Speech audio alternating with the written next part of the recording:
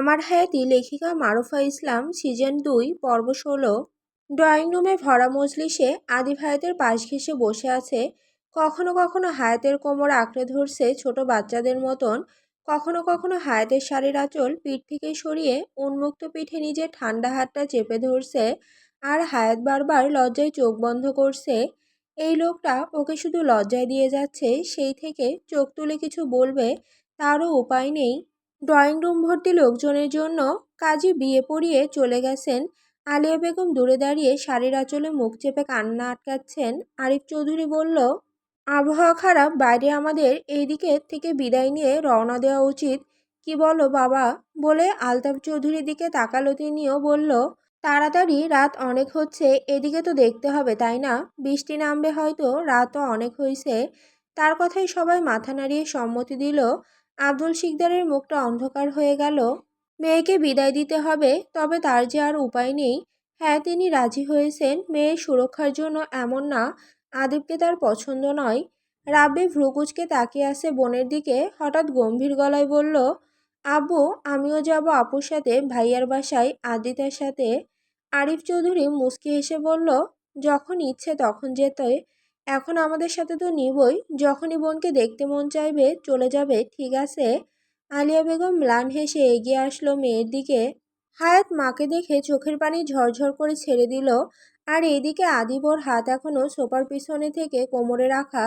ওর শরীর গরম হয়ে আসতে গলার টাইটা নড়াচড়া দিয়ে গম্ভীর গলায় বলল, বাইরের অবস্থা খারাপ, যেতে হলে 3 ঘন্টা তো লাগবেই। উত্তরা মডেল ঘুরে গেলে আমরা উঠতে পারি। আব্দুল শিকদার ভ্রুকুচকে বলল, এটা কেমন কথা? না খেয়ে উঠবে কেন? খাওয়া দাওয়া করে তারপরেই সবাই ডাইনিং টেবিলে আসো। বলেই উঠে দাঁড়ালো। ফিহা এখনো গম্ভীর হয়ে আছে। রাজ বারবার হায়াতের দিকে তাকাচ্ছে, আবার কি ভেবে জানি চোখ সরিয়ে নিচ্ছে। এই দৃশ্য আরবের চোখ এড়ায়নি। ও দেখছে, তাই হায়াতের কাছে যাওয়ার জন্য উল্টো ঘুরে হাঁটা দিতেই কারো শক্তপোক্ত বুকে ওর মাথাটা গিয়ে ঠেকলো। চোখ তুলে তাকাতেই দেখলো রাজ দাঁড়িয়ে আছে, পকেটে দুহাত গুজে, ভ্রু বাঁকিয়ে আরবি বলল, কি চোখে কানে দেখেন না নাকি বুঝলাম না। বলেই যেতে নিতেই রাজ মুচকি হেসে বলল, আজ থেকে আর চোখে দেখব না আমি ভাবছি। বলেই বাঁকা হাসলো। যা দেখে আরবে অস্বস্তি বোধ করে ঘুরতেই দেখলো আসিফ ওদের দিকে তীক্ষ্ণ দৃষ্টিতে তাকিয়ে আছে। বিশাল বড় খাবার টেবিলে বসে আছে সবাই। আদিবের পাশে হায়াতকে বসানো হলো এবং হায়াতের পাশের চেয়ারে বসলো রাজ। অন্য পাশে আদিবের গা ঘেঁষে বসলো ফিহা। যা হায়াতের চোখে পড়ল, কিছু বলল না, ভাবলো বোন হয়তো। কিন্তু অবাক হচ্ছে, ও সবাই কথা বললেও এই মেয়েটি ওর সাথে একটা কথাও বলেনি। ও তো শত ভাবল না।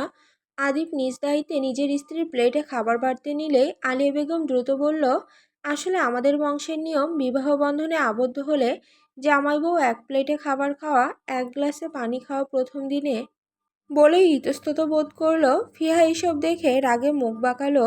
আদ্রিতা ও রাব্বি পাশাপাশি বসা, যা দেখে আদিব ভ্রুকুচকে মনে মনে বলল, বোনটাকে দূরে দূরে রাখতে হবে এই শালার কাছ থেকে। বলেই থামলো। আদিব ও হায়াতকে এক প্লেটে দেওয়া হলো। আদিব একটু বিরিয়ানি তুলে স্ত্রীর মুখের সামনে ধরলো। হায়াত লজ্জায় হাঁসফাঁস করতে করতে হাঁ করলো হালকা করে। এদিকে সবাই যে যার মতো খাচ্ছে। আদিব হায়াতের ঠোঁটের কাছে খাবার ধরতে হায়াত হাঁ করলো। আদিবের হাতের স্পর্শে কেঁপে উঠল। আদিব ঠোঁট কামড়ে হাসছে মুচকি মুচকি। খাওয়া দাওয়া শেষে আসলো সেই মুহূর্ত যেটি সব মেয়ের জীবনে আসে, এক বুক কষ্ট নিয়ে অন্যের ঘরে চলে যাওয়ার দিন। হায়াত কাঁদছে আলিয়া বেগমের গলা জড়িয়ে ধরে। এদিকে আলিয়া বেগম মেয়েকে বুকে জড়িয়ে ধরে কেঁদে ফেললেন। কাপা গলায় বললেন, আল্লাহ তোকে সুখে রাখুক মা, সবসময় স্বামীর সম্মান রাখিস। হায়াত মায়ের বুকে মুখ লুকিয়ে ফুপিয়ে কেঁদে উঠল। রাবেয়া সহ্য করতে না পেরে এগিয়ে এলো। সারাদিন ঝগড়া খুনসুটি করলেও বোনকে ছাড়া নিজের পৃথিবী কল্পনাই করতে পারে না সে। তাই কেঁদে উঠল, বোনের কাছে দৌড়ে গিয়ে জড়িয়ে ধরল। আ আপুরে, আ আ তুই যা তাড়াতাড়ি। আ আমি বহুত খুশি আপুরে।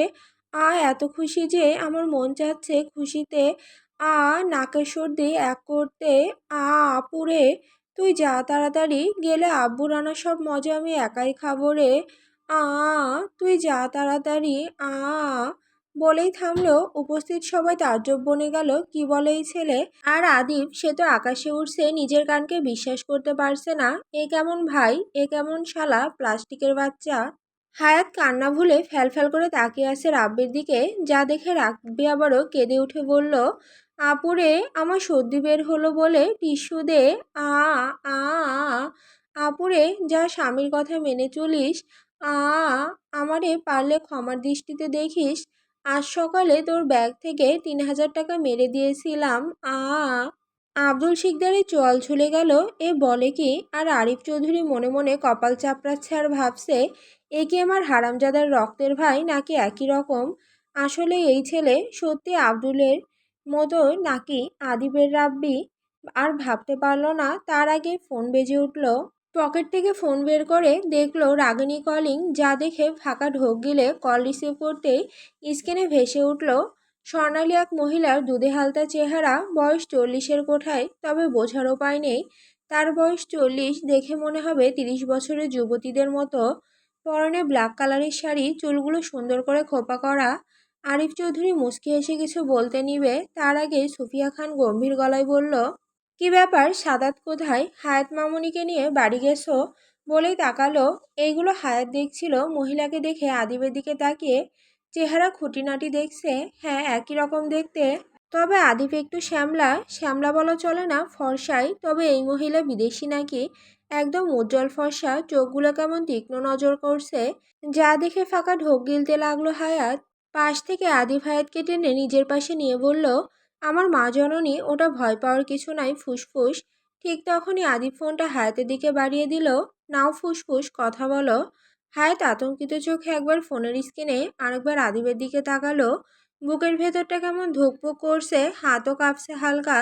ফোনটা কানে নিয়ে ইতস্তত করে বলল, আসসালামু আলাইকুম আন্টি। কথাটা বলার সাথে সাথে ওপাশে কয়েক সেকেন্ড নীরবতা নেমে এলো। তারপর সুফিয়া খান ভ্রুকুচকে গম্ভীর গলায় বললেন, আন্টি। হায়াত ভয়ে কেঁপে উঠল, জি মানে? আমি কি তোমার স্কুলের ম্যাডাম নাকি পাশের বাসার আন্টি? হায়াত কিংকর্তব্য বিমুখ হয়ে গেল। ড্রয়িং রুমে উপস্থিত সবাই কান খাড়া করে শুনছে। সুফিয়া খান আবার বললেন, যে ছেলেটাকে তুমি বিয়ে করেছো সে আমার ছেলে, তাহলে আমি তোমার আন্টি হলাম কিভাবে? হায়াত অসহায় চোখে আদিবের দিকে তাকালো। আদিব ঠোঁট কামড়ে হাসি আটকানোর চেষ্টা করছে। সরি আন্টি, মানে? আবার আন্টি বলেই স্ক্রিনে তাকালো, যা দেখে হায়াত ভয়ে ভীত হয়ে বলল, আম্মু। তখনই আদ্রিতা পাশ থেকে বলল, আজ থেকে আম্মু এই ডাকবে, জানো কি হয়েছে? একবার ভাইয়া যখন সবে বিদেশ থেকে আসছে তখন মাকে মম ডাকছিল, তারপর ঝাড়ু দিয়ে মা খুব করে মারছিল। বলেই হেসে উঠল, যা দেখে আদিব দাঁতে দাঁত চেপে ধমক দিল। আদ্রিতা ভয়ে বাবার কাছে দাঁড়ালো। ঠিক তখনই আদিবকে আব্দুল শিকদার ডাকলো, সাথে আরিফ চৌধুরীকেও। আদিব ভ্রুকুচকে নিঃশব্দে তাদের সাথে হেঁটে সাইডে গেল। আব্দুল শিকদার কাঁপা কাঁপা হাতে আদিবের হাতটা নিজের হাতের মুঠোয় নিয়ে কান্না করে দিল। ফুপিয়ে ফুপিয়ে বলল, হায়াতের কোনো কিছু মনে নেই বাবা, ওকে মনে করাতে চাপ দিও না, ওকে সুখে রেখো। আমার মেয়ের উপর দিয়ে অনেক ঝড় গেছে বাবা তোমার অনুপস্থিতিতে। বলেই থামলেন। আরিফ চৌধুরী মুচকি হেসে বলল, তুই চিন্তা করিস না, আমরা অল টাইম ডাক্তারের সাথে যোগাযোগ করব, ওকে প্রেশার দিব না, নিজ ইচ্ছায় সব একদিনে মনে পড়বে ওর। ও আমার মেয়ে হয়ে ঢুকবে এই বাড়িতে চিরকালের জন্য। আদিবের বুকটা জ্বলে উঠল কিছু স্মৃতি মনে করে। আব্দুল শিকদারকে ভরসা দিয়ে বলল, এই জানোয়ারটাকে তো আমি ছাড়বো না, ওর একবার আসুক দেশে, ওকে কত পিস করব তা জানি না। চিন্তা করবেন না, ও আমার পৃথিবী, নিঃশ্বাস আমার, ওকে ছাড়া বাঁচতে পারবো না। ওকে রানীর মতো করে রাখার চেষ্টা করব আমি, ভরসা দিব না, কাজে করে দেখাবো। জামায়াতের কথায় আব্দুল শিকদার সন্তুষ্ট হলেন। মুচকি এসে এগিয়ে গেল মেয়েকে বিদায় দিতে। আদিব গিয়ে হায়াতের হাত ধরে নিজের গাড়িতে উঠতে বলল। তখনই আরবি বলল, কোথায় যাচ্ছিস হায়াত, কোন গাড়িতে যাবি? আরবিও হায়াতের সাথে যাবে, আর রাব্বি? আদিব সবার দিকে তাকিয়ে বলল, আমি আর আমার বউ আমাদের গাড়িতে যাচ্ছি। বলে আরিফ চৌধুরীর দিকে তাকিয়ে চোখ টিপে বলল, তুমি ওদের নিয়ে আসো, বৃষ্টি আসবে কিন্তু আরো জোরে। বলে হায়াতের হাত ধরলো। হায়াত পিছনে ফিরে বাবা মাকে অশ্রুসিক্ত নয়নে চেয়ে থাকতে দেখে ফুপিয়ে কেঁদে উঠল। আলিয়া বেগম মেয়েকে ধরে গাড়িতে উঠিয়ে দিল। আদিবা সবার থেকে বিদায় নিয়ে গাড়িতে উঠল। পিছনে আরবি ভ্রুকুচকে বলল, আমি কোথায় বসবো? বলে দ্বিতীয় গাড়িতে উঠল। পাশেই ধাম করে আসিফ উঠল, যা দেখে অবাক আরবি। আসিফের পাশেই রাব্বির সামনে ড্রাইভিং সিটে রাজু ফিয়া, ওর মুখটা এখনো গম্ভীর। সবাই জিজ্ঞেস করছে কি হয়েছে, বলেনি। পেছনে একদম একলা আদ্রিতা ঘুমে আচ্ছন্ন ও 2 সিট একলা দখল করছে। আরিফ চৌধুরী ও তাইব চৌধুরী, নাজমা বেগম, আলতাফ চৌধুরী, আলিয়া বেগম ও আব্দুল শিকদারের থেকে বিদায় নিয়ে গাড়িতে উঠে চলে গেলেন। আস্তে আস্তে 3টা গাড়ি শিকদার বাড়ির গেট পেরিয়ে চলে গেল তীব্র গতিতে। পেছনে অশ্রুসিক্ত নয়নে রেখে গেল এক বুক হাহাকার করা বাবা মাকে। আলিয়া বেগম দৌড়ে ভেতরে গেলেন। বাড়িটা কেমন ফাঁকা হয়ে গেল ভাবতেই আব্দুল শিকদার নিজের চোখের পানি মুছলেন।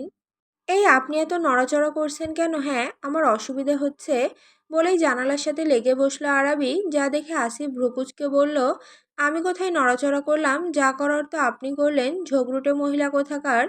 ওদের ঝগড়া দেখে রাজ বিরক্ত হয়ে বলল, ছোট বাচ্চাদের মতো খালি ঝগড়া। আসিফ চুপ যা, আপনিও চুপ যান।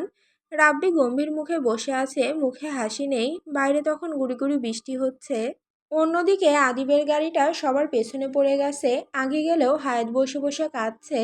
যা দেখে আদিব গাড়ির ব্রেক কষলো জোরে। সেই শব্দে হায়াতের কান্না চোখে তাকালো। অমনি আদিবের সাথে চোখাচোখি হতেই আদিব মুচকি হেসে বলল, আসো, বলেই 2 হাত বাড়িয়ে দিল। কেন জানি এবার লজ্জা লাগলো না হায়াতের। মনের দুঃখে ঝাঁপিয়ে পড়লো আদিবের বুকে, এতটাই জোরে যে আদিব পিছনে হেলে গেছে। সহসায় হায়াতের কোমর ধরে টেনে নিজের কোলে বসালো।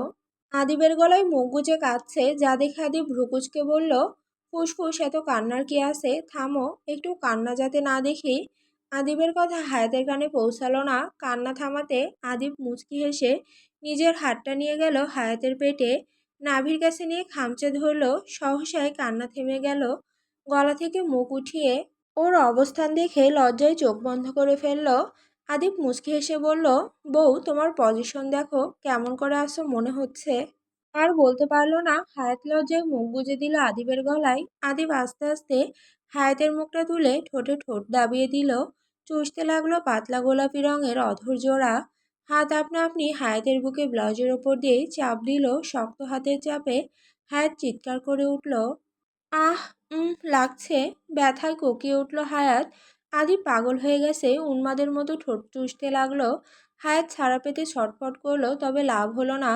আদিব ঠোঁট থেকে মুখ সরিয়ে বুকে হাত বুলাতে বুলাতে বলল, তুমি ভার্জিন সোনা, তাই প্রথমে ব্যথা পেয়েছো, পরের বার ঠিক হয়ে যাবে। বলে আবার একটা চাপ দিল। আদিব নিজেকে কন্ট্রোল করতে পারছে না। হায়াত ব্যথায় আদিবের শার্টের পেছন খামচে ধরে রেখেছে। আদিব বড় বড় শ্বাস ফেলে বলল, বউ, চুপচাপ বসে থাকো এভাবেই, বাইরে বৃষ্টি হচ্ছে প্রচুর পরিমাণে। হায়াত মিনমিন করে বলল, এখন আমরা কি করব? বাসায় যাব কিভাবে? বলে অসহায় মুখ করে আদিবের দিকে তাকালো। যা দেখে আদিব হায়াতের হায়াতের পেছনে খামচে ধরে নিজের কোলে আরো ভালো করে উঠিয়ে নিল। হায়াতের ঠোঁটের কাছে মুখ নিয়ে হাঙ্কি স্বরে বলল, আজ এইখানেই থাকি, কি হবে থাকলে? এইখানে না হয় বাসরটাও করলাম, কি বলো? আদিবের কথায় হায়াত লজ্জায় হাঁসফাঁস করতে করতে বলল, আমি আসলে এইখানে কিভাবে থাকবো? আদিব হায়াতের গলায় মুখ গুজে দিল। ছোট ছোট চুমু দিল। হায়াত কেঁপে উঠল এমন স্পর্শে, চোখ বন্ধ করে দিল পরম আবেশে।